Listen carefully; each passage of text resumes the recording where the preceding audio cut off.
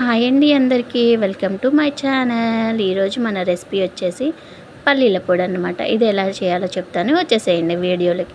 First ఒక gas మీద pan పెట్టుకొని ప్యాన్లో పల్లీలు వేసుకొని అవి బాగా వేపుకోండి. గుర్తుపెట్టుకోండి, ఎప్పుడైనా మనం మీడియం ఫ్లేమ్లోనే వేయించుకోవాల్సింది, ఎందుకంటే హై ఫ్లేమ్లో పెడితే అవి మాడిపోతాయి.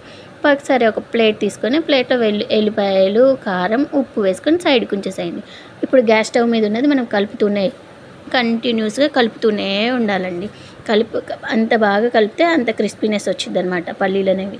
తర్వాత ఇవి వేగిన తర్వాత ఒక ప్లేట్ తీసుకొని ప్లేట్లో ఉంచండి. ఒక 5 minutes అట్లా ఫ్యాన్ కింద పెట్టేసి చల్లార్చండి. ఫ్యాన్ కింద పెట్టి చల్లార్చిన తర్వాత వీటిని పొట్టు అనేది తీయాల్సిన అవసరం లేదు, ఎందుకంటే పొట్టులో ఫైబర్ ఉండిద్ది కాబట్టి తిన్నా కూడా మంచిదే అనమాట మనకి. తర్వాత ఒక మిక్సీ జార్ తీసుకొని మిక్సీ జార్లో ఫస్ట్ ఉప్పు, కారం, వెల్లుల్లిపాయలు అనేది వేసి ఉంచుకోవాలి. ఎందుకనంటే ఫస్ట్ అవి ఎంత గ్రైండ్ అయితే టేస్ట్ అంత బాగా వచ్చింది కాబట్టి ఫస్ట్ అవి వేసుకోవాలి. తర్వాత వాటిలో పల్లీలు వేసుకోవాలి.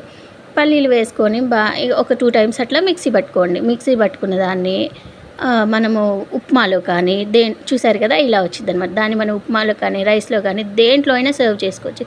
అదే రైస్లో అయితే ఒక స్పూన్ ఈ పొడి వేసుకొని నెక్స్ట్ దాంట్లో కొంచెం అట్లా నెయ్యి వేసుకొని తింటే చాలా బాగుండిద్దండి. ఉప్మాలో అయితే ఇంకా బాగుండిద్ది. చూసారు కదా, ఇంతేనండి ఈరోజు recipe. Do like, share and subscribe to my channel YDS Vlogs. అంతేనండి.